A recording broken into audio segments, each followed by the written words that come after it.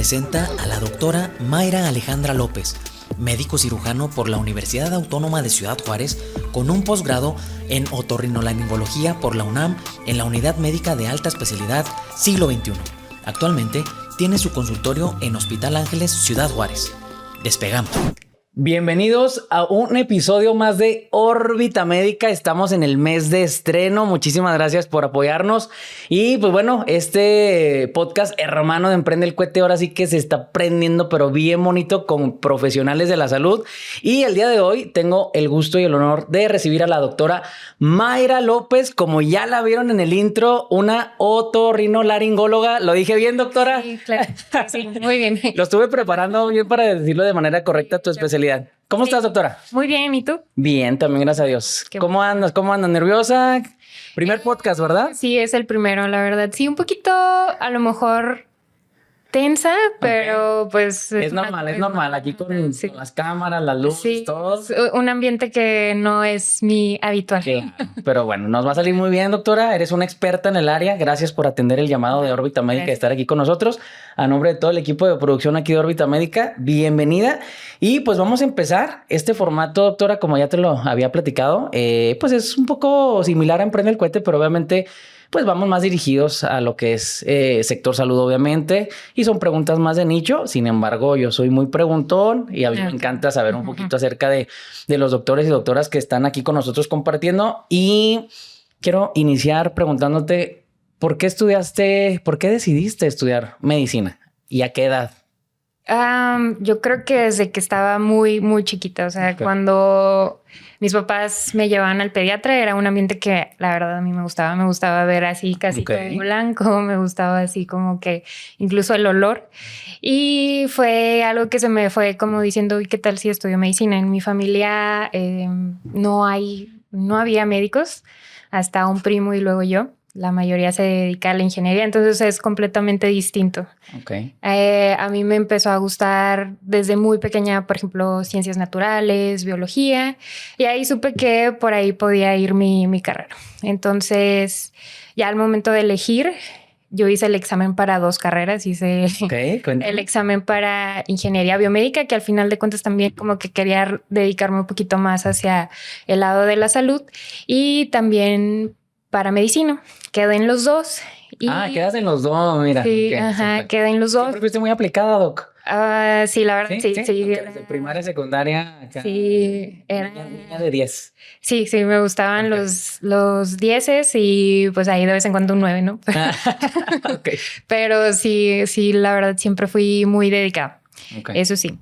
Y pues me decidí por medicina. Dije, bueno, vamos a intentarlo. Pues la verdad es que casi iba prácticamente un poquito a ciegas, o sea, nada más de lo que yo había visto que me tocaba visitar en hospitales, que familiares, o yo ir a consulta a mis papás. Y la verdad es que me encantó, o sea, me encantaron las primeras materias que son... Fue aquí en ICB. Ajá. ¿Y aplicaste entonces ingeniería biomédica también en UACJ? Sí, también en las dos. Ajá, sí. ¿No? Y pues...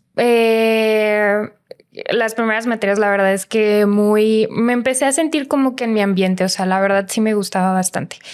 Y ya, el camino se fue dando poco a poco, empiezas a aprender bastante de tus maestros, de tus mismos compañeros, y pues ya de ahí es terminar la carrera. Oye, también niña de 10, bueno, ya, universitaria de 10 en ese entonces también. Universitaria de 10, sí. Más difícil, obviamente. Es más difícil, ¿no? Ajá. ¿Qué fue? O sea, no fue tan complejo. Es una adaptación, porque la verdad toda la información que tenemos que absorber, aprender, sí es mucho. O sea, nunca me había topado a ese nivel de información. Hay demasiado. O sea, en un semestre, por ejemplo, en los primeros semestres que veíamos anatomía es un mundo, es muy...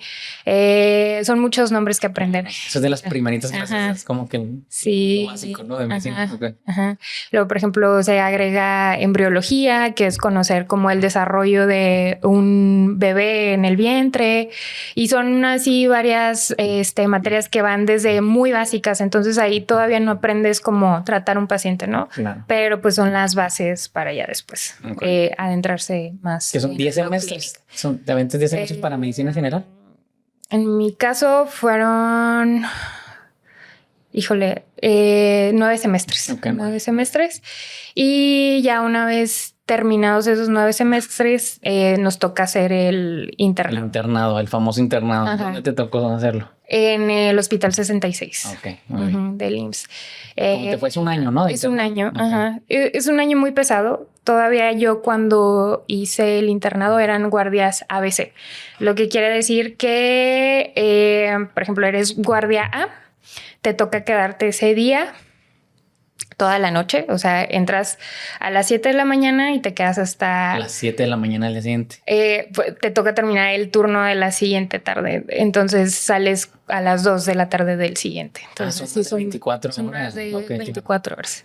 Es muy pesado. Entonces ya la guardia B, ellos se quedan de guardia. Entonces a ti te toca descansar la guardia B y la guardia C y luego otra vez. Entonces realmente... fue muy, muy pesado, o sea, muy, muy, muy cansado. En ese entonces... Así un año completito. Un año completo, okay. Sí. Sin pago ni nada, ¿eh? Sí, el pago son como... Ajá, sí. Ajá. ¿El latineo? Sí, ajá, sí, la verdad es... Para todo lo que teníamos que hacer, pues... Sí, es muy poquito. Y uno lo hace con ganas y porque pues es parte de convertirse en médico, es parte del requisito. Claro. Oye, doctora, perdón. ¿El internado le toca siempre a todos en instituciones de gobierno como el IMSS? ¿O? No, hay ciertas programas que lo puedes hacer en hospital privado. Ok. En lo personal, yo sí decidí irme por el ámbito público porque pues la verdad sí se ven muchísimos casos. O sea, sí, la cantidad de pacientes. Sentías que el aprendizaje y todo iba a ser mayor ahí. Ajá, y que podías apoyar. Yo creo que mejor ahí también más dijiste, bueno, si voy a destinar mi tiempo de internado, pues que sea ahí. Sí, exactamente. Y creo que fue una buena decisión. No me arrepiento, aprendí muchísimo y me preparó para después llegar bueno, el siguiente paso fue el servicio social. El servicio social. En mi caso, el servicio social sí fue muy tranquilo, porque sí tuve la dicha de poderme quedar aquí en la ciudad. Entonces, yo sé que sí, está durísimo, ¿no? Sí, y es muy complicado. Son otras culturas, y a veces son culturas, pues sí, machistas, o sea, y a veces encontrarse con una doctora que los vaya a atender, a veces es parte de conflicto. Claro. Gracias a Dios de mis compañeros, o sea...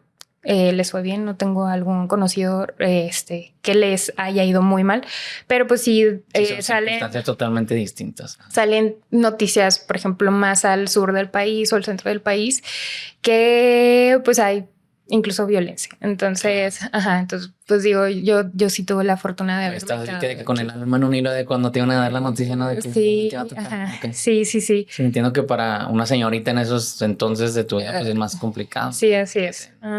Sí, y pues el estrés también de los papás, entonces mis papás estuvieron más tranquilos. Claro, qué bueno. Un año más. ¿Dónde te tocó entonces aquí? En una clínica, es una unidad de medicina familiar, es del primer nivel de atención también por parte del IMSS. Ok. Y muy agradecido con... Claro, ahí son 2 años de servicio social. También es un año. Entonces 1 y 1. La pregunta a lo mejor va a sonar bien absurda, pero bueno, soy ciudadano normal. Obviamente entiendo, internado y servicio social son cosas diferentes, siempre lo he escuchado, pero así tal cual, ¿cuál es la diferencia entre uno y otro? Porque yo lo veo como muy parecido. Sí, bueno, podemos partir desde que la atención se divide en niveles. Primer nivel es medicina general, medicina familiar, es como ver todo el conjunto. Okay. Y el segundo nivel es atención por especialistas. Entonces, el internado es estar en un ámbito hospitalario 100%. O sea, rotamos en 6 servicios. Medicina interna, que ahí entra cardiología, nefrología, varias subespecialidades. Okay. Después cirugía, y cirugía ahí se divide, pues cirugía general, urología, angiología, y ahí entramos también nosotros, el oftalmólogo, el otorrinolaringólogo, somos parte de especialidades quirúrgicas. Okay. Y luego está el servicio de pediatría y el servicio de ginecología y obstetricia, medicina familiar, tal vez se me pasó uno, no, y ya, esos 6. Oye, wow, ya me lo dejaste muy clarito esa parte. Ok. Y el servicio social es primera atención. O sea, tú como médico general, pues eres el primer contacto con el paciente. Ya eres el primer contacto. Ajá.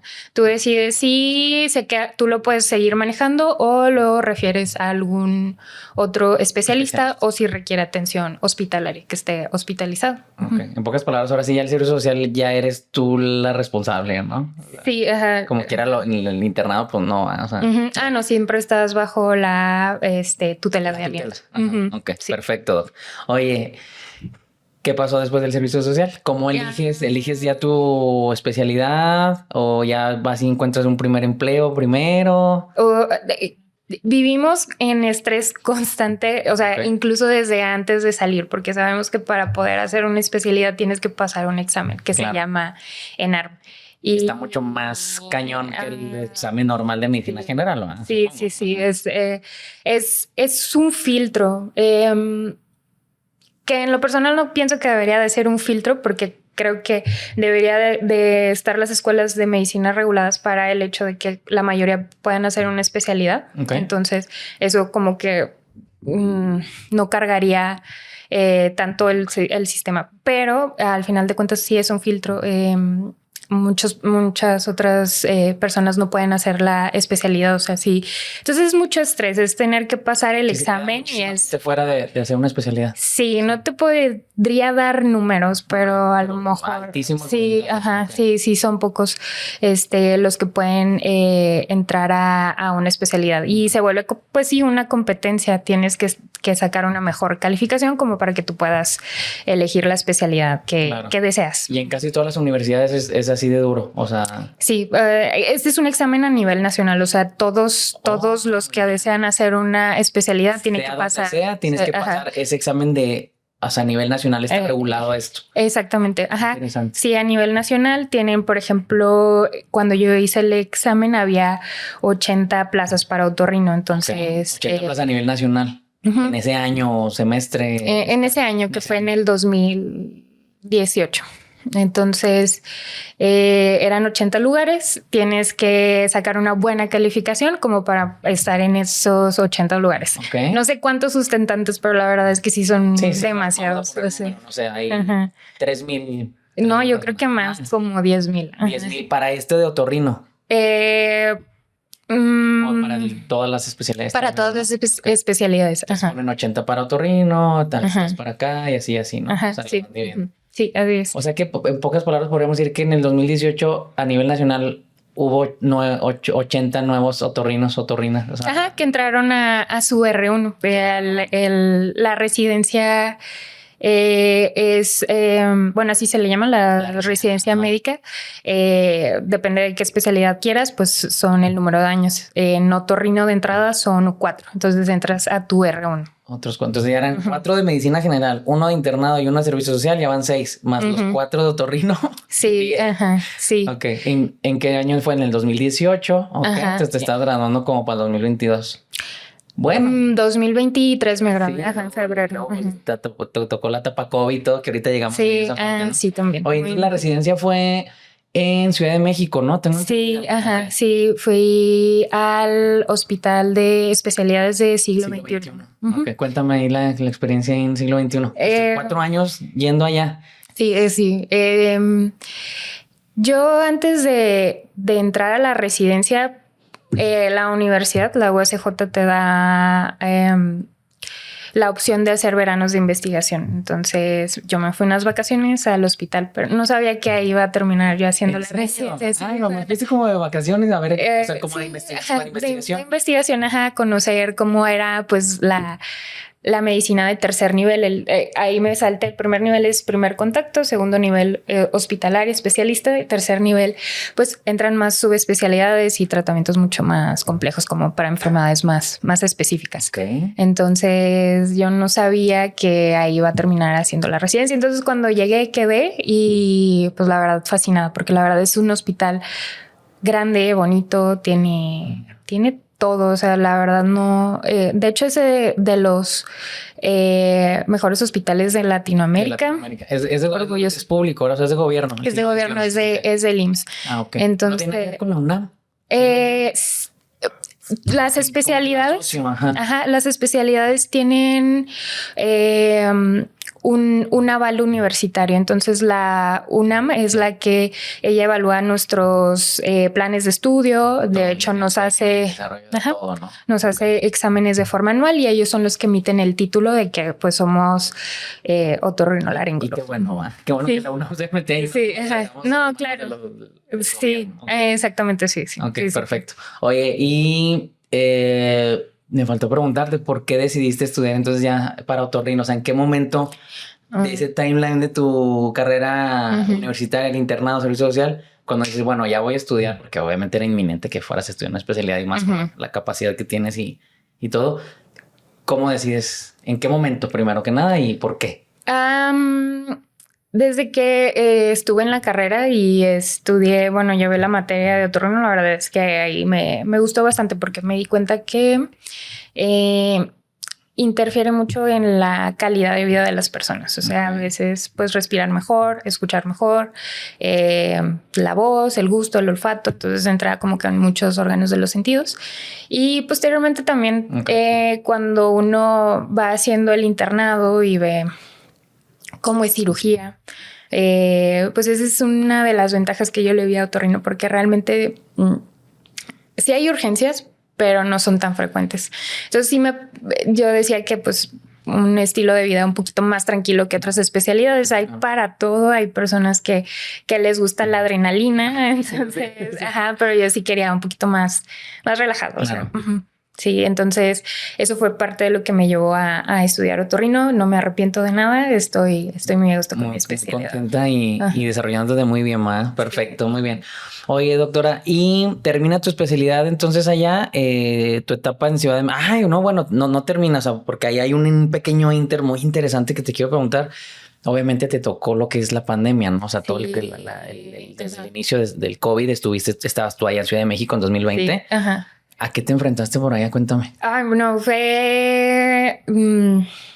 esperemos no volver a vivir eso. Sí, claro. Yo hice mi R1, todo normal. La cantidad de trabajo, la verdad es que es muy grande allá. O sea, ahí sí ya te están pagando. Ya te alcanza como para pagar una renta y un poquito de alimentación, ¿no? Ok. Pero no... Para sobrevivir en Ciudad de México.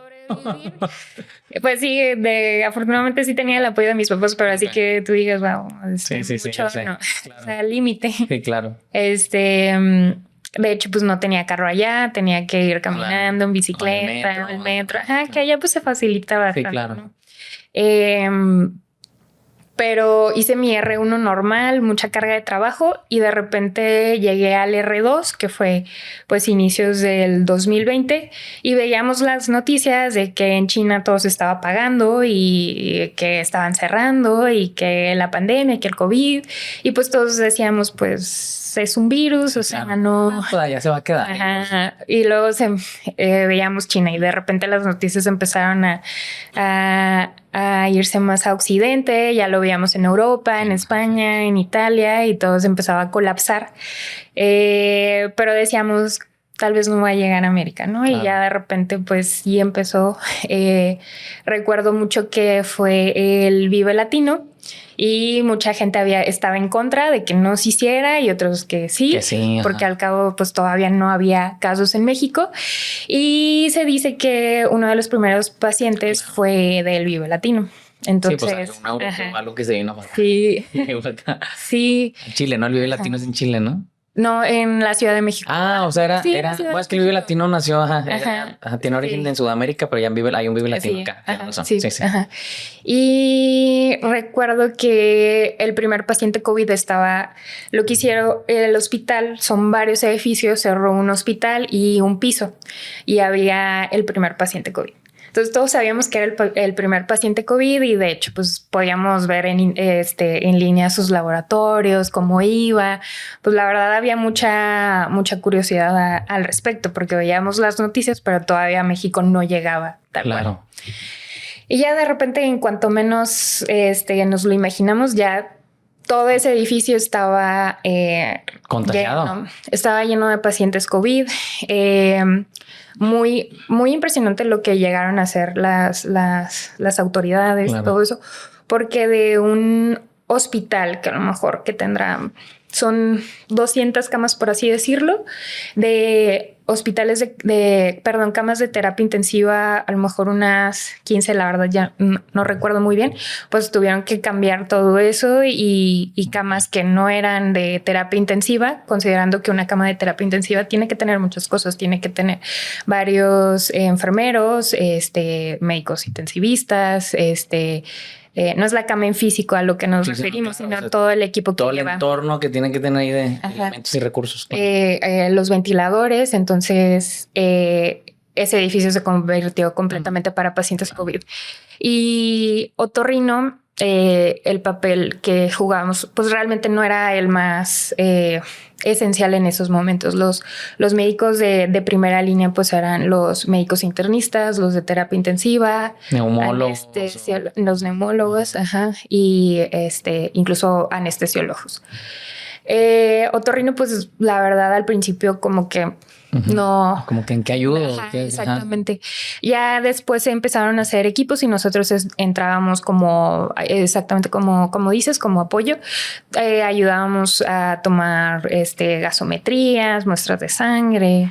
Y ya después, pacientes intubados, después de una intubación prolongada que es mayor de 14 días, pues teníamos que cambiar a traqueostomía. Entonces también es parte de nuestro papel ahí.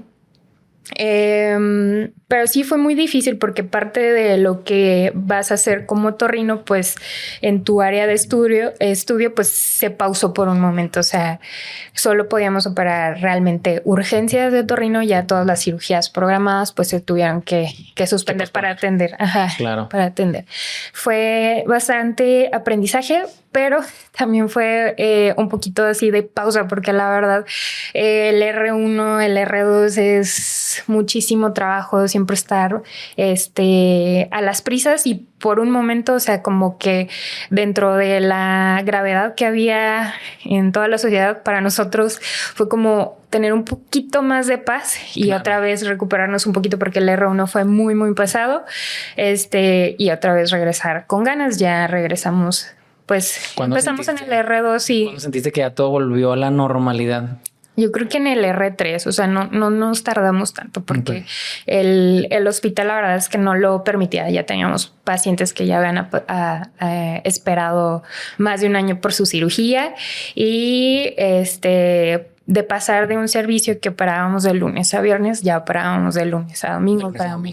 Operábamos en la mañana, en la tarde y los fines de semana. Entonces, ahí lo que pudimos haber perdido un poquito de cirugías programadas que teníamos, pues ya lo empezamos a recuperar. Oye, doctora, ya nada más para concluir esta parte de lo del COVID, ¿sientes tú que entonces estuvo bien manejado por medio de las autoridades todo lo que fue este tema de crisis de salud aquí en México o cómo lo viste? Yo creo que fue una situación muy fuera de lo normal. Claro. Incluso países del primer mundo tampoco. Todos batallaron, todos se enfrentaron a un reto gigantesco. Yo creo que sí se pudo con lo que se tenía. Claro. Y también estoy hablando a lo mejor de una posición un poquito privilegiada porque estábamos en tercer nivel, o sea, siglo XXI era como que pues sigue siendo de los hospitales que tienen un poquito más de recurso por el tipo de casos que se tratan. Claro. Entonces sí tenemos como que más tecnología y aparte muchísimo personal, muchísimo. Los médicos adscritos, o sea, los que ya terminaron sus años de formación, pero aparte todo lo que comprenden los residentes, que pues somos médicos en formación, pero la verdad es que ese apoyo yo creo que pocos hospitales lo tuvieron y sí marcó una gran diferencia. Claro. Oye, y te lo pregunto ya nada más para concluir también de mi parte, te lo pregunto porque obviamente después de ya que pasó ya toda la tempestad, ¿no? Y todo lo más fuerte de esos par de años, del 2020, 2021, la colita y por ahí del 2022, en el último yo creo que parte del semáforo, pues es muy fácil juzgar a las autoridades muy independiente del partido, ¿no? De que estuviera a cargo o algo. pero bueno, me acuerdo mucho que estaban ahí casi linchando a este pobre hombre de Hugo López-Gatell, ¿no? Sí, ajá. Y pues, o sea, y te podrá caer bien o mal el tipo, no, pero realmente él tenía una opinión como tú de experta que estaba ahí en el, pues en lo primera línea prácticamente va de cómo están sucediendo todo. Es importante porque pues desde acá es muy fácil decir, no, pues no hicieron su trabajo, pero realmente pues a ver también tu punto de vista. Pero sí, de que la situación estuvo mega retadora y compleja, pues sí. Y ni no nada más para nosotros que somos un país en subdesarrollado, sino pues para las potencias también. Sí, ajá, sí, la verdad es que yo creo que fue muy difícil para todos. Claro. Todos. Muy bien. Y la verdad, hay países que la pasaron peor que nosotros. Más bien que nosotros. Entonces, pues, siempre con mucha gratitud, ¿verdad? Sí. Aquí estamos. Sí. Muy bien. Oye, doctora, bueno, avanzando, terminas entonces tu especialidad en el siglo XXI, el Hospital Siglo XXI. ¿Qué sucede después de ahí? ¿Te quedas un ratito por allá en Ciudad de México? ¿Ya te vienes a Juárez? Me voy un año a Puebla, al Hospital Ángeles de Puebla, con el doctor Fernando Ramírez Oropeza, que es otorrino, pero es de los pioneros en cirugía facial y rinología en el aspecto de otorrino. ¿Hoy te recluta él o tú vas y tocas puerta ahí? Sí, toco puerta, roto con él, me conoce y ya después se hace otro proceso de aplicación, hacemos otro examen, entrevista y ya fue ahí de donde quedé. Fui seleccionada junto con otros compañeros, que yo creo que en todo mi año de formación ese ha sido el mejor año de mi vida. ¿En serio? Sí. El estar en Puebla. Estar en Puebla, sí. Es una ciudad muy bonita, gente muy amable y aparte pues la oportunidad de aprender. Casi todos los especialistas, la verdad, ya estamos buscando como dirigirnos a una parte de la práctica, a lo mejor no abarcar todas, como lo que le llaman la alta especialidad, como ser más específicos, más de nicho. Ajá, sí. Ajá. Y fue ahí donde aprendí, bueno, seguí complementando lo que había aprendido de rinología, que es de nariz, y ahorita es a lo principal que me dedico. Me encanta el otorrino, pero también dedicarte a una sola cosa también te hace que te vuelvas mucho mejor en pues ese ahora aspecto. sí que te súper especializas, ¿no? Exactamente. Perfecto. Oye, muy bien. Entonces, a ver, ahí tengo muchas preguntas ahí al respecto, pero primero quiero saber cómo entonces llegas a Hospital Ángel Ciudad Juárez. O sea, estuviste un año en Puebla. Sí. Y luego llegas a Ciudad Juárez ya por gusto propio o te llaman para acá. Entiendo que el doctor Enrique Rodríguez Barragán es el director médico del hospital, es el padrino del podcast de Órbita Médica, justamente. Supongo que la persona el doctor que me comentaste ahorita de Puebla es como el que dirige todo el portafolio de doctores de allá. Sí, hay varios. Él tiene su alta especialidad y que también está avalada por la UNAM. Entonces su como que trabajo es enseñarnos y pues seguir aprendiendo, ¿no? Es como otra parte, es como otro R5, por así decirlo. Hice 4, entonces es otro año más de residencia, un poquito más relajado, porque ya no es el ámbito hospitalario habitual, ¿no?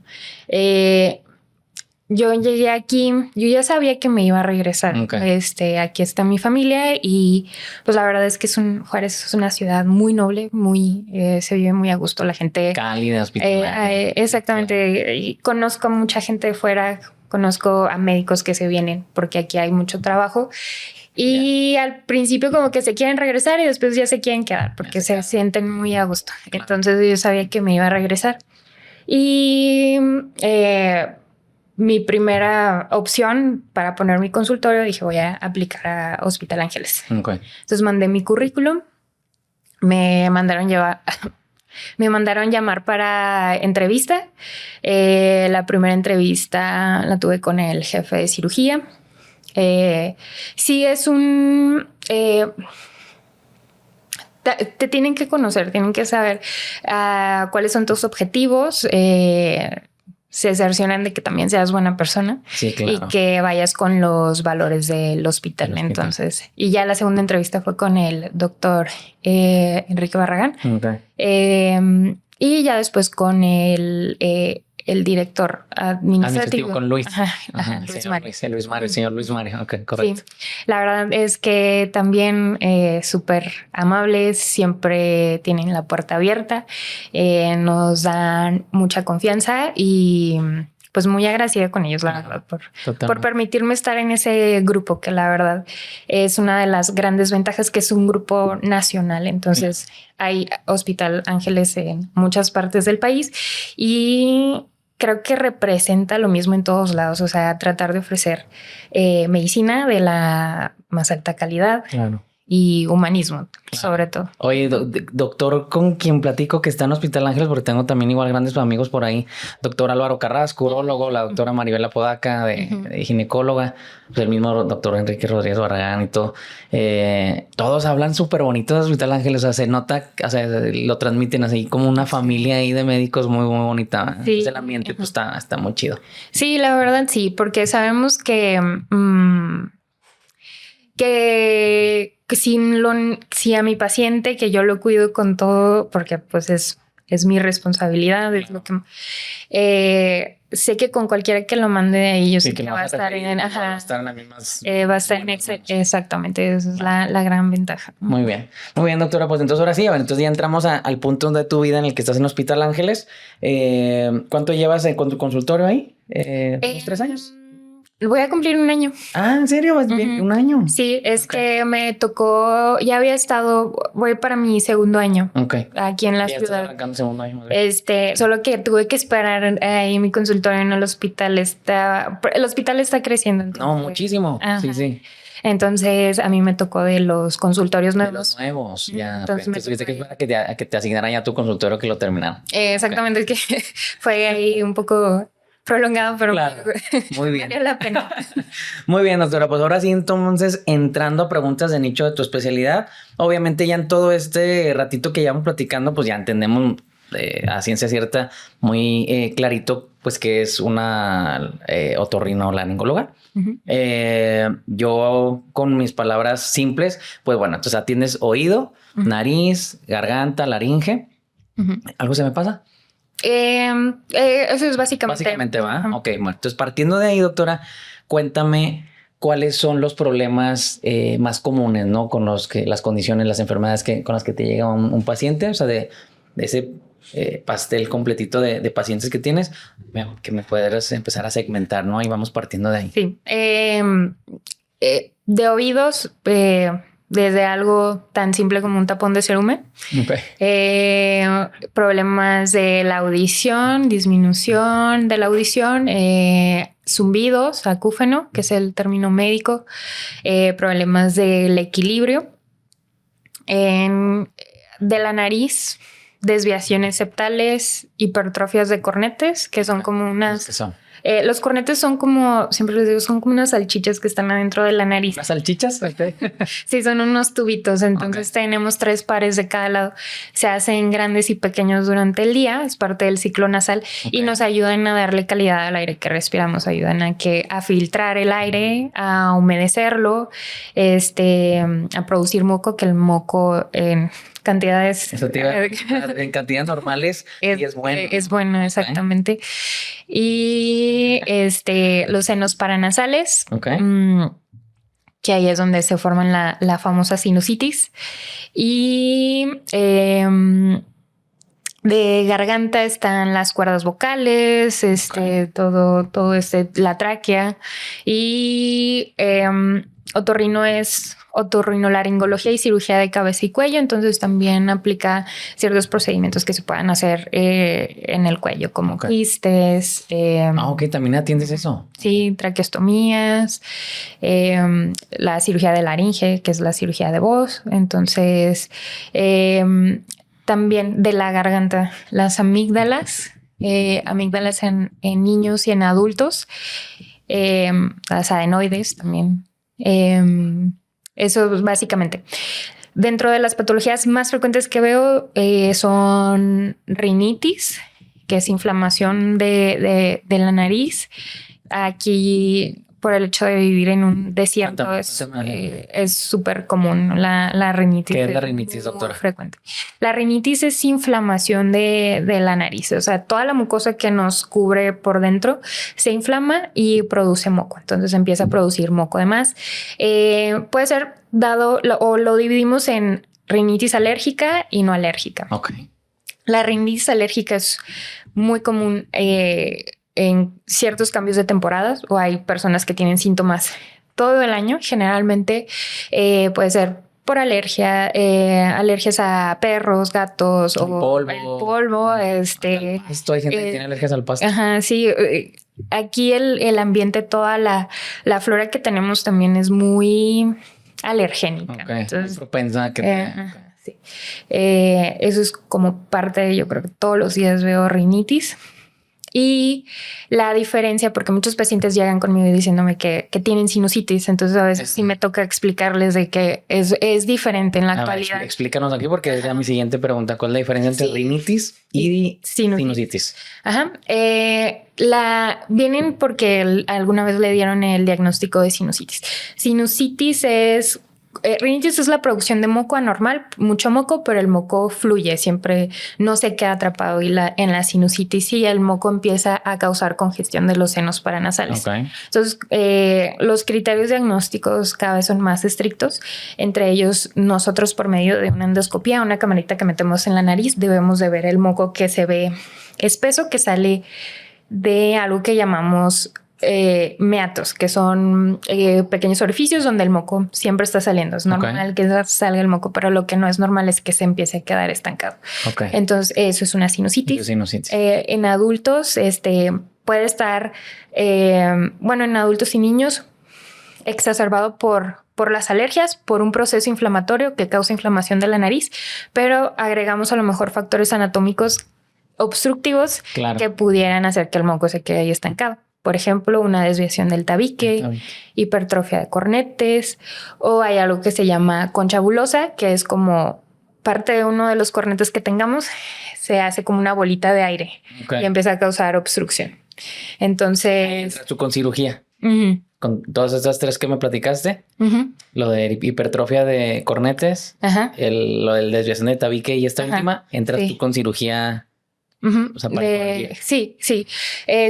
Hay ciertos problemas que les comento a los pacientes. Pueden reaccionar muy bien con medicamentos, ya sean esteroides nasales. Eso es muy, muy importante porque uno de los grandes problemas que tengo en la consulta, uno de mis enemigos, son los vasoconstrictores. Por ejemplo, los activos son oximetazolina, por ejemplo, o nafasolina. Son vasoconstrictores y lo que hacen es disminuir el aporte sanguíneo a la mucosa de la nariz.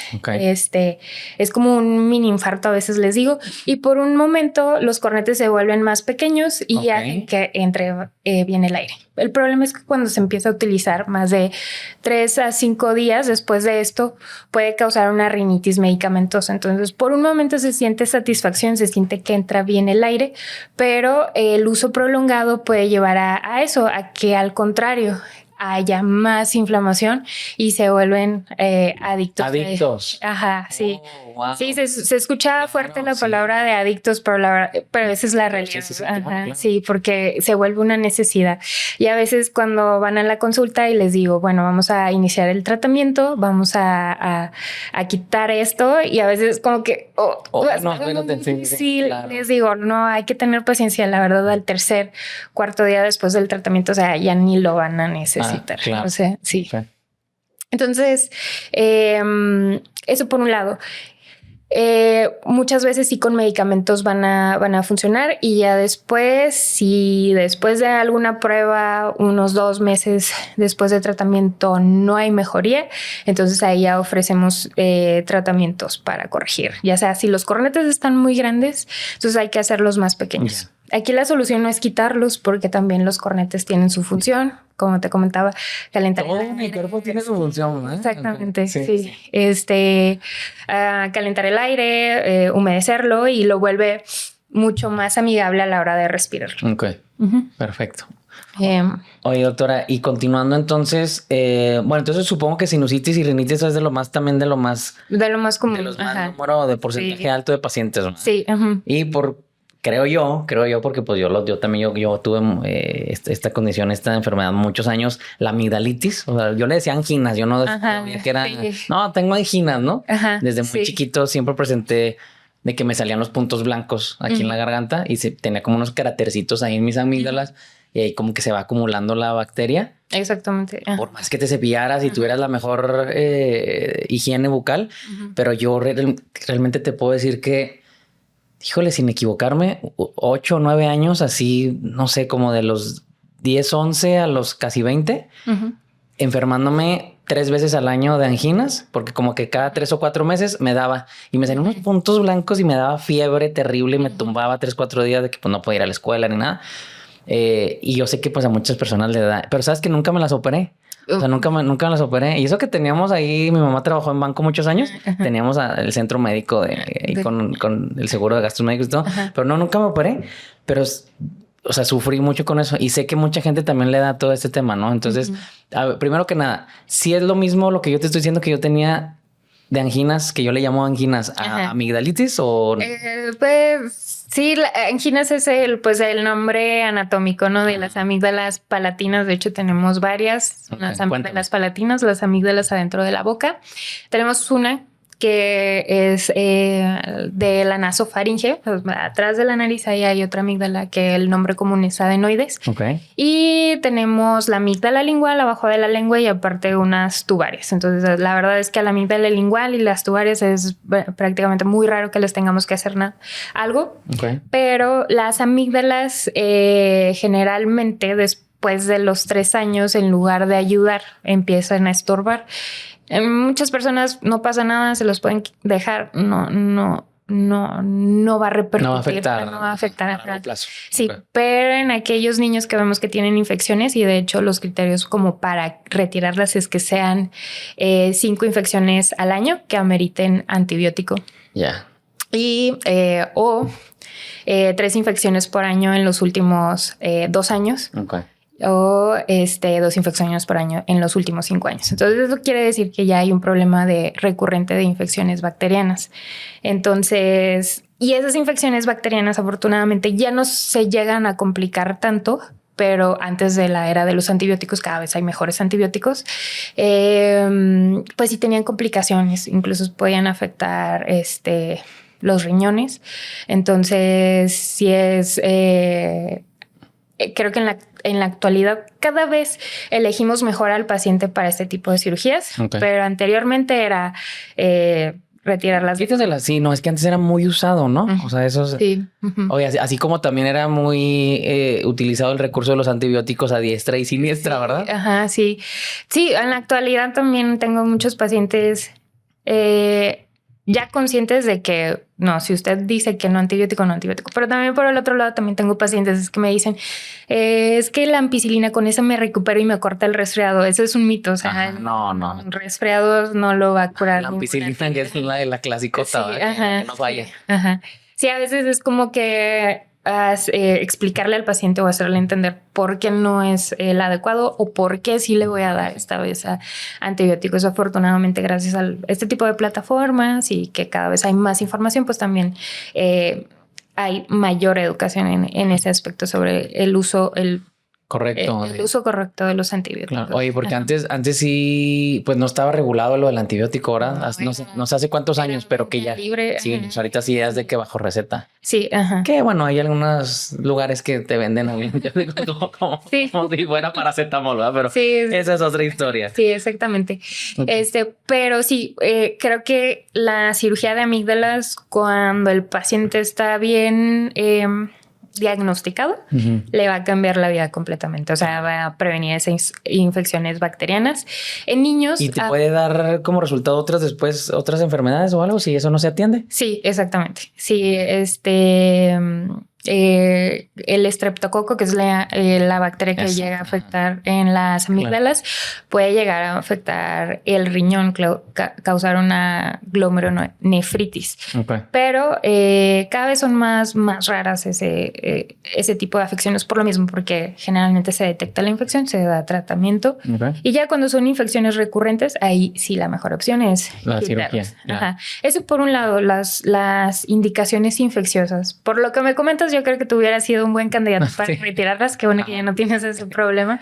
Pero también hay otra cosa que también causan obstrucción. Entonces, en los niños, sobre todo, las adenoides llegan a tapar la nariz completamente y el niño empieza a respirar completamente por la boca para cualquier actividad, incluso dormir. Entonces, un niño que ronca y respira por la boca no es normal y sí hay que atenderlo exactamente, porque muchas veces sí hay que retirarlas, a veces hay que darles tratamiento, lavados nasales, el esteroide nasal, que es maravilloso. Y si eso no mejora, bueno, ahora sí plantear la cirugía. Pero sí es muy importante que una persona respire por la nariz. La nariz está completamente diseñada para la respiración. La boca está hecha para iniciar la alimentación. La alimentación. Y así tiene que ser. Si algo no está normal ahí, entonces... Sí hay que revisar, ver cuál problema obstructivo. El hecho de no respirar por la nariz puede llevar a secuelas en el desarrollo del maxilar y la mandíbula. Hacen que el paladar se empiece a hacer para arriba y generalmente son niños que tienen bocas pequeñas, los dientes como chuecos, no tienen espacio para acomodarse los dientes y a la larga, aparte de que a lo mejor no generan un perfil, el mentón está muy retraído, eso hace que los músculos del cuello no generen la misma tensión, entonces empieza a haber un colapso y eso generan vías aéreas complicadas, difíciles de intubar porque no hay suficiente espacio. Y por otro lado, las apneas del sueño. Entonces, estos músculos pierden tensión y a la hora de nosotros dormir es mucho más fácil que colapsen. Entonces pueden ocasionar obstrucciones. Esa es una de las principales, más que ahora... Un efecto dominó ahí. Sí. Y eso es muy, muy, muy importante porque a veces uno se lo explica a los papás, pero les da mucho miedo a la cirugía. Entonces, en la actualidad, la cirugía cada vez es mucho más segura. O sea, ahí... sí, es anestesia general. Es anestesia general. Pero en la actualidad existen unos parchecitos que se ponen en la cabeza y se puede detectar incluso cuánta hemoglobina está llegando en esos momentos. Que esté bien, que no se pase la anestesia, que es lo que... Ese es el mayor temor, ¿no? De nosotros. Y lo más si eres papá y el hijo es el que vas a poner aquí con este tema, pues está más difícil. Entonces cada vez es mucho más segura, cada vez más monitoreada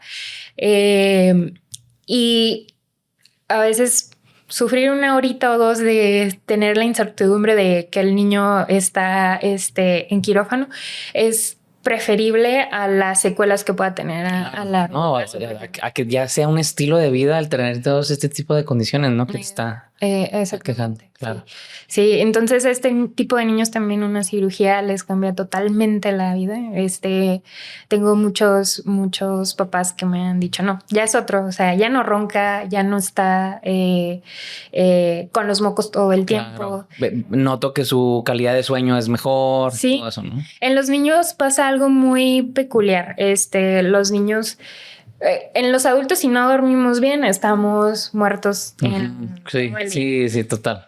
En los niños pasa lo contrario, son niños súper hiperactivos, están dando vueltas por todos lados. Entonces el hecho de dormir bien, ya sea en adultos o en niños, es súper importante. Claro. Y en los niños principalmente la afección por la que pudieran roncar o pudieran no alcanzar bien el sueño, que tengan pausas respiratorias, pues lo principal son amígdalas y adenoides. Que con una cirugía relativamente sencilla, sin minimizar riesgos, pues es muy... les cambia totalmente. Claro. Oye, doctora, uno de los ejes centrales también que traigo aquí preguntas para ti es todo este tema del sueño y obviamente pues la calidad del sueño. Sin embargo, quiero profundizar un poquito en el tema de garganta, ahorita que estamos con el tema de amigdalitis, porque no sé si haya otras enfermedades, otras condiciones que se pueden presentar, porque yo nomás pues es la loca hasta donde me llega ahorita mi cabeza, ¿va? Pero ¿qué otros problemas recurrentes encuentras en pacientes en el tema de garganta? Ahorita también mencionabas lo de la pérdida de voz, no sé si hay mucho también cáncer de garganta. ¿Qué pudiéramos hablar sobre eso? Es un tema muy, muy interesante también. Ahora que lo mencionas, el cáncer también es una de las cosas. Factores que pudieran causar cáncer en la garganta, ya sea desde o en la boca, en la cavidad oral, puede ser desde la lengua, las amígdalas, o más abajo en las cuerdas vocales. Okay. Es donde suele haber este tipo de lesiones. Y ahí lo podemos dividir en dos: relacionados al virus del papiloma humano o no relacionados. Wow, ¿cómo? ¿Quieres saber? Sí, exactamente. Entonces, no sé si ya lo habrán tocado en episodios anteriores. No, para nada. Este es el episodio 2 de Órbita Médica, ¿ok? Bueno. Y el primero fue con el doctor Barragán, entonces hablamos de pediatría e infectología. Sí, no, pero en la actualidad cada vez sale más las vacunas contra el VPH, que van contra cepas que van con este virus, que es de transmisión sexual, pero bendita tecnología, y ya hay vacunas que van en contra bueno, no que van en contra, sino que previenen este tipo de infecciones de cepas que sí son cancerígenas, entonces que pueden provocar cáncer, ya sea vaginal, lo más frecuente. Bueno, no vaginal, también en el útero, cervix, cervicouterino, y también en la garganta. Entonces, también hay mucha información al respecto. También es una de mis consultas frecuentes. A veces lesiones que llegan a observarse en la lengua o en la garganta, pues revisar que todo esté bien. La mayoría de las veces todo está bien. En ciertas circunstancias, sobre todo alguna lesión rara que ustedes vean, que sea como una placa blanquecina, muy roja, que duela, que sangre, o que no genere un síntoma, pero ahí está una lesión por más de 2 semanas, es importante la valoración, porque ahí se puede detectar a tiempo algún tipo de esta lesión. Entonces te decía que se puede dividir en no relacionado al VPH y relacionado al VPH. Si está en sus manos colocarse estas vacunas, maravilloso. A sus hijos también. Sí, ahorita ya desde adolescentes, ¿no? Niños y mujeres. A partir de los 10, 12 años ya. Desde los 9 a las niñas. O niños también. Sí, los dos. Sí, es muy, muy recomendable, exactamente. Perfecto.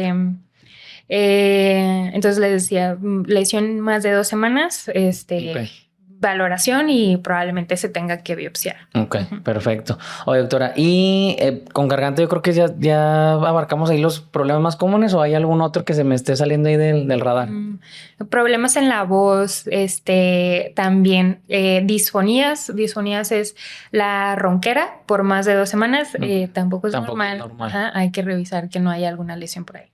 Eso iba a ver. A ver, no, dime. Bueno, evitar fumar y alcohol, y si consumen las dos al mismo tiempo, también es así una bomba que... Para toda tu garganta y cuerdas vocales y todo, ¿no? Sí. Oye, a ver, ronquidos, doctora. A ver, cuéntame, ¿por qué roncamos? Para empezar, o sea, ¿por qué roncamos? El ronquido es un sonido que se da por vibración y colapso de tejidos. Entonces, generalmente estas personas respiran por la boca. Entonces es mucho más frecuente que mientras estamos dormidos, todos nuestros músculos se relajan, incluidos de la garganta. Entonces hay factores anatómicos que sí pueden contribuir al ronquido y la respiración por la boca. Uno de ellos podría ser desviación del tabique, adenoides, amígdalas grandes, pero por sí solo, y eso nos pasa a todos nuestros músculos se relajan y los músculos colapsan. Entonces el aire pasa y vibra y causa ese sonido. Entonces, ese sonido hay que estarlo vigilando. Siempre les pregunto ya sea a la pareja que lo acompaña o al mismo paciente, que a veces tampoco el paciente sabe, no se da cuenta. Puede haber pausas respiratorias. Estas pausas respiratorias es que está roncando, de repente deja de respirar por un momento y luego una bocanada de aire. Ajá. Okay. Entonces, este tipo de pausas no son normales. Hay que valorarlas porque podría ser algo que se llama apnea del sueño. Okay. Las apneas, por su nombre que lo dice, pues son periodos de pausas respiratorias. Hay cierto número que se considera como normal, pero ya más de 10 podría ser una apnea leve, y ya de acuerdo a lo que vaya aumentando, pues es el grado de severidad de apneas, y de acuerdo al grado que de apneas que haya, pues es el tipo de tratamiento. De tratamiento, claro. En general es una enfermedad que se ve en conjunto con el otorrino, pero también nos apoyamos mucho con el neumólogo y en ciertas ocasiones también con neumólogo. Con el neurólogo. Ok. Oye, doctora, ahorita dijiste, no, pues cuando va a consulta y pues la pareja lo lleva, me suena totalmente a que el mayor porcentaje de pacientes de ronquido pues somos los hombres, ¿no? Y la pareja, la mujer lleva, la esposa lleva, oiga, doctora, pues no me dejan dormir este canijo. Sí, es muy, muy, muy frecuente. La mayoría sí pueden ser hombres, pero también las mujeres. También sí hay mujeres que roncan. Sí. Pero pues, yo creo que te gusta de cada 10, no sé, 6, 7 hombres contra 3, 4 mujeres. Sí, más o menos, pero sí, incluso es lo que te mencionaba también, si desde muy niños tienen una respiración oral, hace que la mandíbula crezca pequeña, entonces pierde tensión, y eso sí los lleva a un mayor colapso, y eso es independientemente si sean hombres o mujeres. Claro. Ajá. Oye, entonces vuelvo a lo mismo, entonces realmente si esto es un efecto dominó, o sea, ahorita lo que platicamos anteriormente te puede traer consecuencias como ya de adulto que tengas algo así, ¿no? O sea, como esto. Sí. Hace poco valoré una familia, llevaban a uno de sus hijos y les empecé a explicar por qué era candidato el niño a la cirugía. Y a medida que iba describiendo es que de adulto pueden tener problemas para respirar, que respiren completamente por la boca, que no puedan hacer actividades físicas, pues que no las aguanten mucho, que no descansen bien. Y la mamá desde que está describiendo al esposo, y el esposo también, o sea. Si tú te hubieras hecho cirugía hace 25 años, ¿no? Sí. Claro. Entonces, sí, la verdad, detectarlo a tiempo, y a veces es válido tener ciertas dudas en cuanto al procedimiento, dudas en cuanto a complicaciones, pero todo se puede comunicar totalmente en consulta. Simplemente es elegir bien al paciente. Claro. Oye, doctora, paréntesis, ahorita que ya has mencionado recurrentemente niños. Entonces, tu público, tu audiencia, tu portafolio de pacientes, ¿sí es más de niños o en general sí? Veo desde niños hasta pacientes de tercera edad también, con el problema de oído, cosas así, ¿no? Sí. Ok, muy bien. Sí, eso es lo bonito también de mi especialidad. Es una de las razones por las cuales elegí. Puedes ver todo el espectro de la persona desde que está muy pequeño hasta que ya está grande. Claro. Oye, ¿no batallaste al principio para poderte acreditar como doctora especialista de que, ay, no, pues está muy jovencita o algo, porque tienes que 33, ¿no? Tengo 33. Sí, al principio entran a la consulta y como que veo la cara de que no se esperaban. Tengo pacientes que me han dicho de que es que yo me esperaba a alguien más grande. Más grande. Estoy acostumbrada a ver a los doctores ya más grande, pero también esa misma paciente me dijo que, bueno, a lo mejor yo los veía así que estaban muy grandes porque también yo estaba más pequeña, ¿no? Claro. Creo que también uno, mientras más les va explicando y les explico por qué sí o por qué no tal tratamiento, es donde se llega a la confianza. Entonces, incluso esos mismos pacientes que al principio me dudaban porque me veían muy joven, o sea, también me han referido a sus familiares y conocidos. Ya te los ganas, ¿no? O sea, yo que pues mira, tienes un trato muy bonito, o sea, sabes hablar bien, te expresas, conoces los temas, conoces de tu especialidad, entonces es inminente que ya te quieras quedar, ¿no? Muy bien. Oye, doctora, bueno, me fui ahí por un poquito por la tangente, ya ves que soy muy preguntón, pero tenía también esa duda. Oye, volviendo a las preguntas de nicho, la calidad del sueño, doctora. Cuéntame, porque yo sé que estamos batallando, muchos estamos, me incluyo. Pues tengo 40 años, tengo múltiples actividades, hijos, esposa, o sea, todo el show. Es difícil, o sea, y luego, bueno, soy hiperactivo también, tengo TDAH. Entonces yo en lo personal te digo, batallo muchísimo para dormir y sé que allá afuera hay una cantidad tremenda de personas que están batallando. Entonces, y obviamente pues la calidad del sueño ya no lo mencionaste, ¿no? Entonces cuéntanos un poquito sobre eso. Sí, yo creo que el principal, un problema que tenemos que considerar es cómo iniciamos el sueño, porque si estamos con el celular, pantallas, televisión, nuestro cerebro siempre está con estímulos y está activo. Entonces piensa que es de día, ¿no? He leído muchos artículos de que si te duermes con el celular aquí en la mano, sí, tu cerebro piensa que es de día todavía y sigue estimulado y sigue activo. La melatonina que naturalmente producimos empieza a disminuir su rango, entonces es mucho más difícil conciliar el sueño. Okay. Entonces es algo muy importante que también se ha visto y a lo mejor es lo más difícil de cambiar en la rutina de una persona, que es el uso de pantallas. Ok. Eso sería lo primero, ¿no? Que vas a recomendar. Sí, ajá. ¿Cuánto tiempo? ¿Media hora, una hora antes de dormir? Media hora antes, con eso es suficiente. Si se puede más, mucho mejor. Ok. También hay que leer un libro, ¿no? Ponte a leer un libro o algo. Okay. Hay que marcarnos límites, ya sea si una es el trabajo, la verdad es que el trabajo debe tener cierto horario, entonces claro, ya de ahí pues dejar el celular, ¿no? Totalmente. O también redes sociales, también marcar. No, eso ya está peor, ¿verdad? Si va a estar en pantalla para redes, sí. Sí, se vuelve muy adictivo, entonces marcar límites en ese aspecto. La iluminación en general del cuarto también. Luces blancas apagan la melatonina, no nos ayudan a producir adecuado. Sí se recomienda una luz cálida y también la temperatura del cuarto. Que no esté muy caliente y que esté algo fría. No, para que te dé mucho frío y que empieces a temblar. De hecho, ahorita tengo un poquito de... ¿Tienes poquito frío? Y es lo que está el mini split directo, ¿ah? Ajá, sí, pero es que soy muy friolenta. Sí, a ver si me ayudan por acá, equipo de producción. Ahí está el control, súbanle un poquito. Mira, ahí están 28. Sí. Súbanle a 30 ahí, por favor. Y no sé si se pueda también modificar el... A ver si ahí pega más.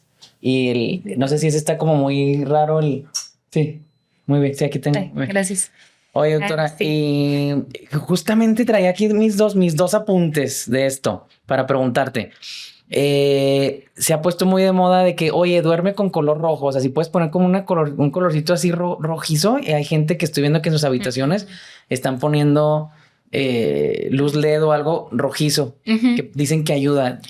¿Verdad o mito? Pues yo creo que es un poquito más mito que realidad. Si es algo a lo mejor que ustedes se sienten cómodos con eso, se puede utilizar, pero el simple hecho de tener una luz un poco más amarilla, no blanca, con eso puede ser. Está un poquito más cálido, ¿no? O sea, que no sea blanco, como que pues es como un mini hospitalito. Lo que también podría ser, a lo mejor no usarla de techo y usar lámparas accesorias también. Ok, muy bien. Oye, y luego el otro punto que traía acerca de esto es lo del calorcito, o sea, que mencionaste, que no debe estar, que debe estar a cierta temperatura, que no debe estar muy caliente, que está ligeramente hacia lo frito. Hacia poquitito, ¿va? No así lo suficiente como que te dé frío y te den ganas de temblar. Claro. Pero no caliente, sino la temperatura fría hace que el cuerpo se relaje más y ayuda a conciliar el sueño. Exactamente. Fíjate que llevo 3 podcasts diferentes que he escuchado de creadores de contenido que me gustan y que ha salido al tema un colchón que se llama Lake Sleep. No sé si lo ubiques. Es como no es colchón, es como una funda. Okay. Un cubre colchón que tiene temperaturas, lo conectas y todo, hasta por medio de Bluetooth también y todo, y que te va regulando la temperatura corporal. Y hay un momento en el cual la sube, la baja, luego también cuando ya te vas a despertar también te va... pues te va aclimatando, ¿no? Para cuando vas a despertar y todo. Y que está buenísimo, lo están recomendando por todos lados. Entonces te quería preguntar si tú lo conocías y lo recomendabas. No lo he visto, pero en general la tecnología suena familiar. Sí puede ayudar, pero el hecho de pues también controlar la temperatura del mini split, claro, a lo mejor no va a representar tanto gasto. No debería, eso sí, el estilo de vida no debería representar tanto gasto. Cada vez hay más cosas que venden para de consumo. Ajá, sí, demasiado. Y te hacen creer que lo necesitas. Claro. Entonces también me ha tocado con los dispositivos de los mouth tapes. Ah, sí, claro, también conocí. De eso hay controversia todavía, no. Hay ciertos estudios que demuestran que sí pueden ayudar a ciertas personas a respirar por la nariz, porque eso sí está comprobadísimo. O sea, respirar por la nariz disminuye el ronquido, disminuye aumenta la calidad de sueño. Claro. Entonces, eso es parte muy, muy importante de la calidad del sueño, respirar por la nariz. Entonces, pues suena lógico, si tapamos la boca, pues voy a estar respirando por la nariz, pero ciertas personas que no van a ser candidatas son los que tienen hipertrofia de cornetes o tienen alguna desviación del tabique o tienen un colapso valvular. Por eso me encanta la nariz, porque es fisiológica, tiene muchas funciones, incluso químicas de gases, pero también así como casi arquitectónicas. O sea, tenemos aquí una válvula que debe de medir entre 10 a 15 grados la apertura. Si eso está más abierto o más cerrado, causa dificultad para respirar, que no entra bien el aire. Entonces también eso pudiera ser una de las causas de obstrucción nasal. Entonces, antes de considerar algo en redes sociales, como juzgar bien. Sí, claro. Hacernos la pregunta si realmente valdrá la pena el gasto, porque si no nos vamos a llenar de cosas en nuestra casa que un chorro de gadgets por todos lados, ¿no? Entonces mejor en lugar de invertir en algo así, primero mejor invierte en ir a consulta y ya que perdón, como tú te diga qué hacer, ¿verdad? Exacto. Oye, doctora, ahorita mencionaste melatonina. Yo sí soy una persona recurrente a tomarme una de pastillita de 5 miligramos de melatonina, que pues en teoría pues es natural, ¿verdad? Sí, es lo mismo que producimos en el cuerpo. Claro, exactamente. Entonces quería preguntarte si es algo que tú recomiendas normalmente para eso y si hay otras, porque ya yo intenté con NyQuil y con no sé cuál. Buena observación. El NyQuil. El NyQuil es difenhidramina. Ajá. Entonces es un antihistamínico de primera generación. Ese medicamento está hecho para alergias, como para la producción de moco, disminuir esa producción. Pero uno de los efectos secundarios es el sueño. Pero pues el sueño que nos ayuda no es fisiológico. Entonces puede ser que estés dormido, pero no alcanzas el sueño profundo. Entonces, no descansas. Sí, yo estoy en contra de la verdad de las cosas que me molesta cada vez que veo en la farmacia que lo pongan así, que es medicamento para dormir. 1000 veces mejor la melatonina, que es algo que nuestro cuerpo lo produce para empezar a dormir. Entonces, si a veces no tenemos ese mismo estímulo de producción, la melatonina por sí sola Yo me levantaba somnoliento con el NyQuil. O sea, te estoy diciendo hace rato que lo usé. No, terrible. Y luego sí, o sea, hasta con el nombre de lo que es la fórmula, el químico dije, no, o sea, y ahorita sí estoy con una onda un poquito pues, más orgánico y todo, más natural y pues bueno, medicamentos, bueno, que no estén así, ¿no? Pero bueno, sí. Y aparte de melatonina, ¿hay algo más que puedas recomendar para el tema de la calidad del sueño? Con ese creo que es el top 1. Sí, melatonina, buscar la rutina, desde apagar luces, dejar el celular, la temperatura del cuarto y la misma hora para dormir y la misma hora para levantarnos. Y sí tratar que sean de 7 a 8 horas. Perfecto. Esa es de los mejores tips para tener una buena rutina de sueño. Rutina de sueño. Sí, a pesar de lo básico, hacer ejercicio, alimentación, sigue habiendo algún problema, probablemente hay algo mal en la respiración, que es cuando ya estás dormido, probablemente no te das cuenta, entonces hay que revisarlo. Hay que atenderlo. Muy bien. Oye, doctora, antes de entrar a la parte final del episodio, quiero que nos platiques sobre rinoplastia ultrasónica. Creo que anda por ahí de moda, ¿no? Sí. Cuéntanos eso, porque obviamente también entiendo que hace cirugías no solamente por cuestiones de salud, sino también por cuestiones estéticas, ¿no? Si haces cirugías de ese estilo, ¿verdad? Sí, Entonces cuéntanos esa parte y luego entramos a lo de la rinoplastia ultrasónica. Sí, la verdad, incluso esa es una de las buenas cosas que nos trajo la pandemia, mucho más información. Entonces, después de la pandemia, la verdad es que empezamos, los doctores, la verdad es que como otorrinos a lo mejor no teníamos tanto impacto y doctores de otras partes del mundo empezaron a compartir qué es lo que hacían en sus rinoplastías y lo empezaron a divulgar en Zooms que al inicio eran gratuitos, ahorita cada vez es más monetizado, lo que no era tan común ahora es parte de nuestra vida diaria y de la actualización. Entonces, desde más o menos aquí en México, como más o menos desde 2020, también empezó a hacer un boom la rinoplastia ultrasónica, lo que significa nosotros para modificar la estética de la nariz, a veces tenemos que realizar fracturas. Entonces, podemos hacer realizar fracturas. Ajá, okay, sí. Y antes de la rinoplastia ultrasónica, hacer fracturas de aquí y aquí, se utilizaba cincel y martillo. Entonces, es muy rudimentario por muchos años y en la actualidad todavía se sigue utilizando. Okay. Pero salió la rinoplastia ultrasónica, que es un equipo que incluso otras especialidades ya lo utilizaban y el otorrino lo empezó a adquirir relativamente hace poco.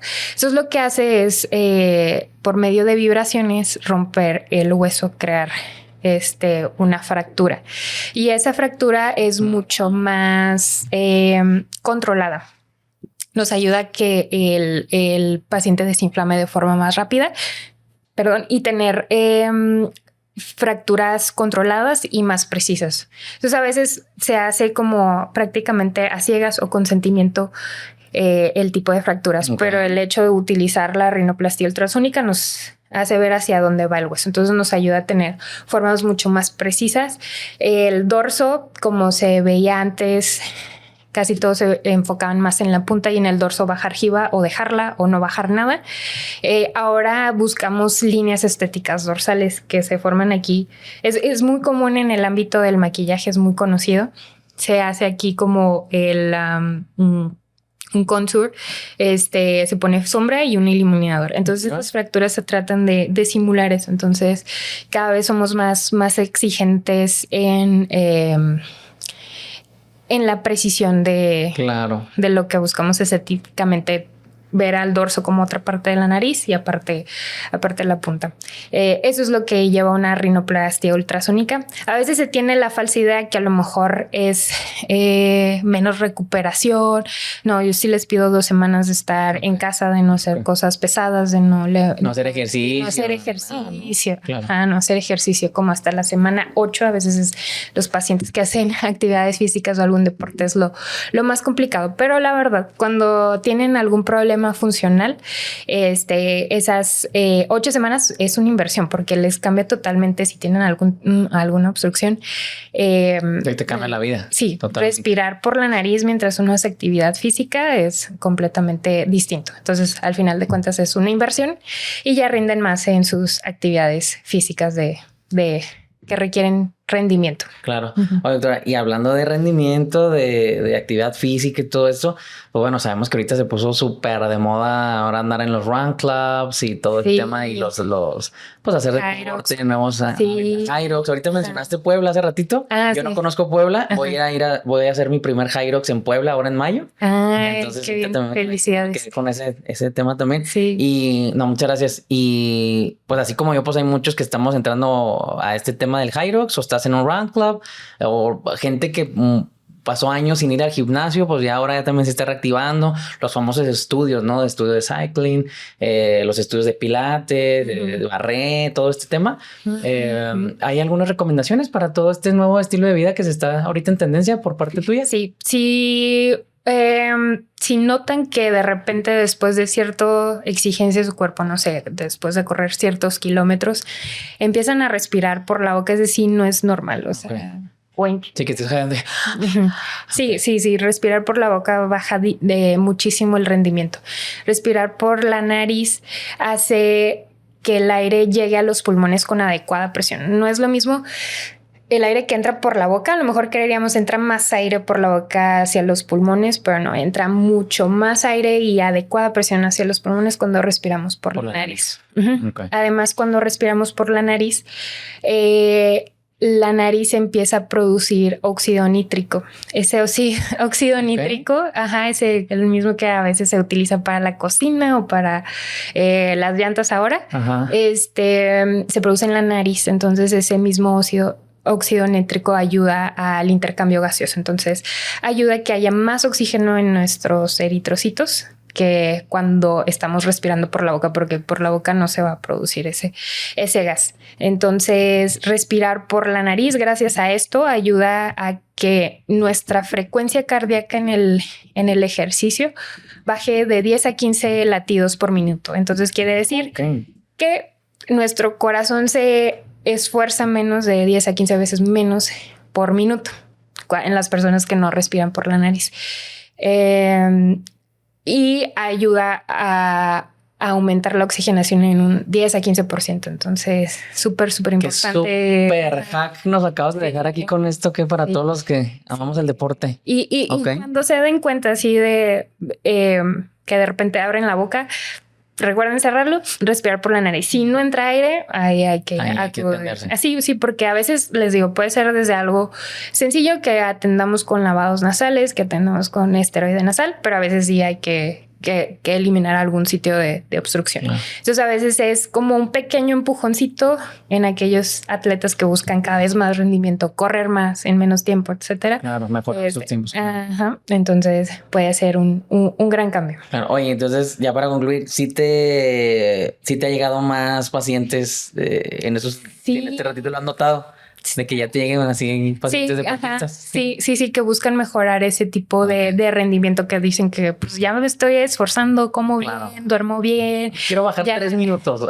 Ya tengo nuevos tenis. Tengo nuevos tenis. Sí. También otra cosa que se puso de moda son las válvulas nasales. Claro. Es justo. Sí funciona. Cuando tienen un colapso valvular, sí, hay maneras de hacer. Que te lo ponen nomás para que se vea chido, ¿no? Sí, ajá. Híjole, hay personas que los he visto así en vida cotidiana en un restaurante. Ahí la verdad siempre casi voy y les doy mi tarjetita. Pero sí, porque sirven cuando estamos en cierta actividad física y hay colapso valvular. Entonces el colapso valvular también hay medidas como de atenderlas de forma permanente. Entonces para no depender de ese tipo de dispositivos. Claro, me encantó eso de que llegas o con el mesero no me lleven mi tarjetita. Muy bien, doctora. Oye, pues bueno, ahora sí, entrando a la parte final del episodio, te tengo unas preguntas bien específicas y agregué una para ti sobre suplementación. Suplementación, ¿algún tipo de suplemento, algo que tú recomiendes, o sea, en tu área como doctora en general? ¿Algo que nos recomiendes? Sí, personas con infecciones recurrentes, a veces probióticos. Los probióticos se han visto que no solamente es la flora intestinal, sino también la flora que puede afectar respiratoriamente en cuanto a alergias o infecciones virales recurrentes que pueden ayudar. Al final de cuentas no son curativas, pero es parte a veces del bienestar en general. Entonces, eso es lo que pudiera yo con más frecuencia recetar, aparte de la melatonina. De la melatonina, melatonina y probióticos. ¿Y algo para alergias? Alergias, híjole, no hay evidencia suficiente. De algo que puedas recomendar de que esto te puede, un suplemento, algo que te puede ayudar, ¿no va? Sí, no. Más bien ahí sí directamente es del medicamento. Sí, a veces me voy de lo menos invasivo, que algo tan simple como lavados nasales también mejoran bastante. Sí. Muy bien, perfecto, doctora. Y pues bueno, estas 3 preguntitas de aquí en adelante van de cajón, así es como que aparte del cierre oficial de Órbita Médica. Tú eres el episodio 2, entonces ahorita apenas vamos a empezar a mostrarle el formato a toda la audiencia de Órbita Médica. Entonces estas 3 preguntitas son el cierre oficial de este podcast. ¿Qué opinas de la medicina natural? Tu perspectiva como doctora y pues alópata, o sea, ¿qué opinas? Sí, hay ciertas cosas que de repente creo que representan más un gasto para el paciente en lugar de una solución. Una situación muy común es el acúfeno, el zumbido que sobre todo en pacientes que tuvieron exposición a mucho ruido genera un pitido. O shh. Y es algo muy desesperante para los pacientes porque no hay una solución que podamos decir se va a quitar con esto. pero en internet lo venden como si fuera la última panacea. Sí, entonces de repente le pregunté a una paciente y me dijo, es que ya probé todo, ya me metí en internet, compré unas gotas, las gotas como un frasquito chiquito de 800 pesos, que no le mejoraron nada y que yo ya sabía que no le iban a mejorar. Y digo, o sea, hizo claro. Gasto Dioquis. Entonces ese tipo de cosas hay que tenerlos mucho en cautela. Casi todo lo de la medicina, para saber si funciona o no, es sometido a muchísimos estudios en todo, y en todo tipo de personas. O sea, hay personas que pudiera afectar a lo mejor ciertas enzimas que llegan a tener, por ejemplo, personas afroamericanas, no afroamericanas, claro.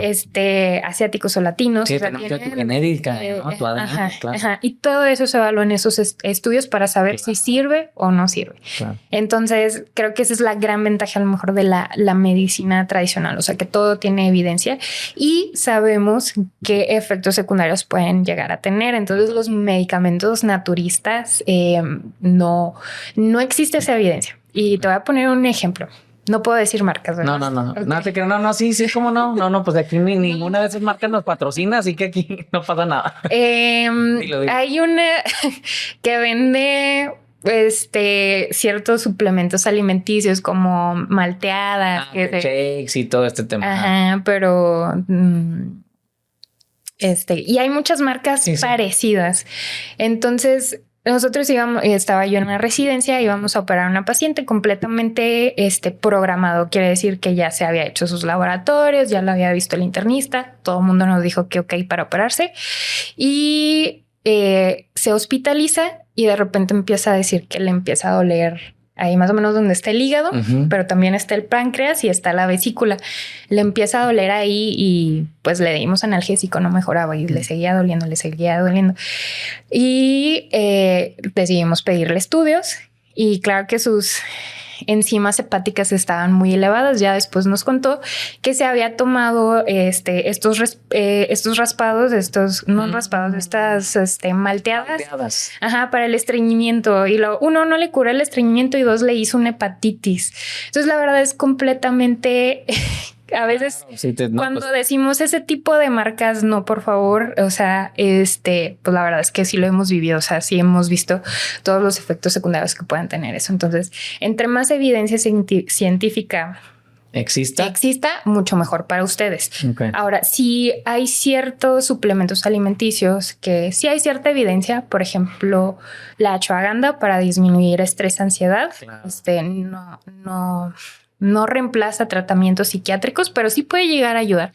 Entonces, que busquen la sustancia más original o la más orgánica y que sea específicamente eso, nada más ashwagandha y no ciertas combinaciones.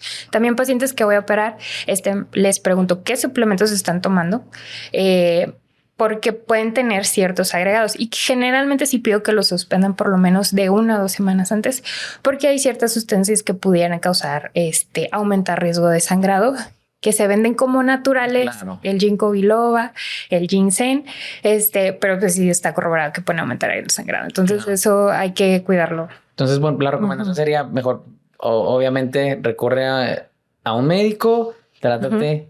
Y si vas a tomar algún medicamento natural o suplemento, pues que sea lo más natural posible, ¿no? Ahorita de moda que creatina y que el colágeno y que el hueso. Eso también es excelente evidencia de la creatina, es buenísimo. Pero eso sí está con evidencia científica. Sí, no que estemos peleados con lo natural, pero pues sí, siempre bajo algún respaldo. Entonces la creatina también es buenísima, tiene bastante evidencia también para deterioro cognitivo y el muscular. Pues perfecto. Excelente. Muy bien, doctora, excelente. Y continuando aquí con las preguntitas de cierre, la inteligencia artificial. ¿Qué opinas? ¿Qué opinas de la inteligencia artificial, obviamente, en el sector médico? ¿Para dónde vas? ¿Qué sientes tú ahí en cuanto a tu postura? Excelente herramienta. A mí me ayuda a agilizar bastante cosas administrativas, que como médicos también tenemos que hacer bastante. Entonces, desde una nota, alguna carta, me ayuda bastante a redactarlo, algo que me hubiera tardado. ¿Eres Team ChatGPT? Sí, lo utilizo bastante. Okay. Incluso como a veces que hago reels también para mis redes sociales, me ayuda bastante como a lo mejor la idea que yo quiero dar, pero traducirlo en palabras. Y hacer tus guiones y storyboards y todo. Y tratarlo de traducir a palabras de que alguien no médico también me vaya a entender. Claro. Totalmente de acuerdo con ChatGPT. Incluso ya los pacientes también llegan cada vez más informados. Yo prefiero que si tienen alguna duda también la googleen y que lo corroboren conmigo. Buscan ciertas cosas como me duele el oído. Entonces que ChatGPT va diciéndoles todas las cosas que pueden ser. Y aquí pues lo padre es que pues ya llegan conmigo y me dicen, bueno, es que me dijo que sí tenía que ver una valoración. En ese sentido ahí estamos totalmente a favor, ¿no? Sí. Si ChatGPT te va a dar ese tipo de recomendaciones, sí, de que oye, acércate con expertos. Exactamente. Y ahí mismo pues se pueden recomendar dime un otorrino en la ciudad, entonces pues también lo facilita bastante. Claro. Lo desarrolla bastante bien. Sí, y ahorita ya hay marketing específico para que los motores de búsqueda de los mismos LLMs de como ChatGPT o de DeepSeek o Perplexity, Gemini, o sea, te manden, o sea, te recomienden. O sea, hay por eso una nueva estrategia. Sí, a ver si al rato no cobran. Yo creo que sí. Ya van a poner, esta semana vi que ya va a haber ads en ChatGPT, ya va a haber publicidad. Bueno, sí, se veía venir. Ajá, pero sí. Pero el chiste es de que también ayuden a que las personas en general, cualquier cosa, tomemos decisiones responsables. Incluso también yo lo he utilizado. Que sea con conciencia. Ajá, que estaba fallando algo de la refrigeración, lo checamos, nos dijo que era. Bueno, pues ahora sí hablarle técnico, ¿no? Claro. O sea, que no, pues sí nos ayuda. Perfecto. Sí. Oye, y ya por último ahí, ¿crees tú que realmente el sector médico sí se enfrenta a un problema más allá de lo que son motores de búsqueda y modelos de inteligencia artificial? Yendo un poquito más profundo, más hacer un upgrade en cuanto a el panorama del sector médico, la inteligencia artificial, ¿crees que sí va a llegar y pues le va a quitar chamba así como que a algún porcentaje de doctores en el futuro? A lo mejor, por ejemplo, los trabajos que son de seguros. Hay ciertos como médicos que se dedican a ver si entra o no entra tu padecimiento a la póliza. A lo mejor ese tipo de trabajos, si pudieran, la verdad desconozco. Sí. Ajá, a lo mejor los que se rigen en ciertos algoritmos. Claro. Pudiera ser.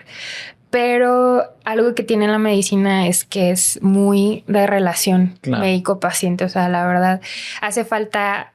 Ahora también, gracias a que estamos más conectados a las redes sociales, también el paciente quiere conocer al médico, ¿no? Entonces, quiere saber que lo está tratando una persona que también tiene sentimientos. Yo no soy un robot, yo no soy un robot. Exactamente. Y a futuro, pues, a mí me llegaron a ofrecer una asistente de inteligencia artificial como para manejar mi agenda. La gente le gusta que alguien le conteste y que le diga qué día. Entonces, a lo mejor en algún momento ya vamos a estar muy adaptados a ese tipo de servicios que te atiendan por ejemplo, cuando necesito reclamar algo en internet, me atiende un robot. Como un chatbot. Un chatbot, exactamente. Y hay un punto que a veces siento que no me puede resolver y muchas veces sí me resuelve y otras veces como que, bueno, necesito que un humano. Escucha, exactamente. Claro. Entonces creo que eso van a ser los servicios de lujos, los que llegan a ofrecer el contacto humano. Entonces siempre vamos a recaer en eso. Perfecto, excelente, excelente. Muchas gracias. Y por último, doctor, ahora sí, ¿qué sigue para ti? Ya para cerrar, ¿qué sigue para ti? ¿Qué sigue para la doctora Mayra López? A un mediano, largo plazo. Ahorita entiendo que a corto plazo, bueno, pues llevas un año en tu consultorio en Hospital Ángeles. Pero ¿dónde te visualizas en unos 5 años, 10 años?